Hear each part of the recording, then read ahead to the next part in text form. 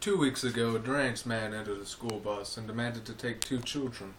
He managed to take one and escape into an underground bunker. The country would listen nightly to the news to hear when Ethan would be freed. Days after his release, the country still rejoiced that one of their children had been saved.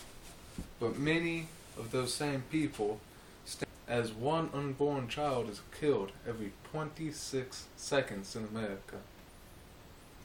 First, to look at abortion, the science of life must be considered. A zygote is the name of the first cell formed at conception. Is it alive? Is it human? Yes. A zygote is composed of human DNA. It has a unique genetic composition. The DNA includes a complete design to carry the zygote through adulthood. It also is alive because it meets the 4 criteria needed for biological life: metabolism, growth, reaction to stimuli, and reproduction. The zygote acts immediately and decisively to a program of development which is the hallmark of an organism.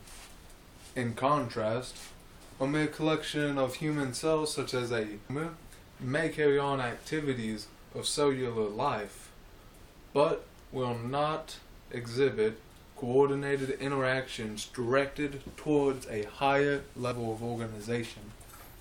Thus, of a sperm and egg is a living.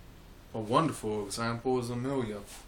She was born at 21 weeks and 6 days, 2 weeks less than the law allows for abortion. She weighed only 10 ounces and was 9.5 inches long. Yet, Amelia survived and is a blessing to her family. Next, a woman's rights have to be considered. I like women, and I know that their rights are very important. It is important to remember that pro-life is not baby versus woman.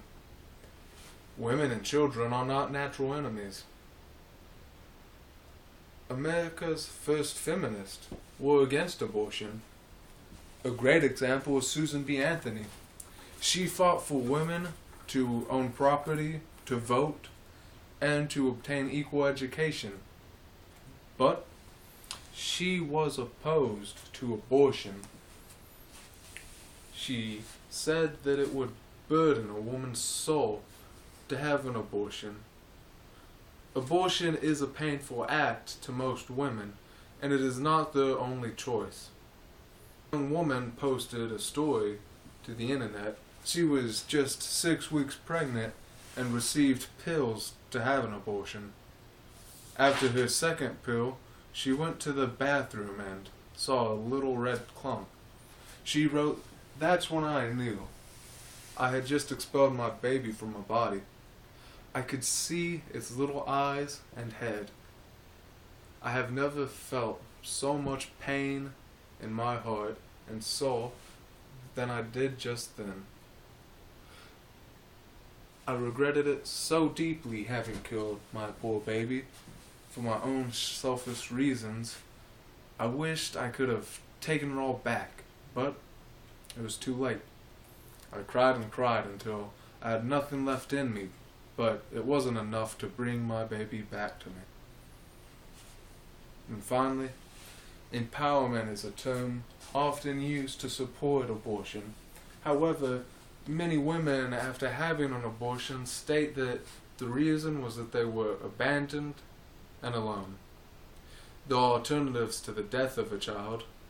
One 17-year-old woman was encouraged to have an abortion, but she decided to have Justin Bieber. And then you may have heard of Steve Jobs. He started that little company known as Apple. Lucky for us, his mother decided to give him up for adoption. But what about if the mother or baby is the cause for abortion? Pam, a missionary's wife, was told to have an abortion after being sick and receiving medicine. Either she or the baby would die. But she and Tim Tebow are both quite healthy. Now, let's think back to little Ethan and remember that every child, just like him, should be celebrated and rejoiced. Now is the time to stand by both women and children.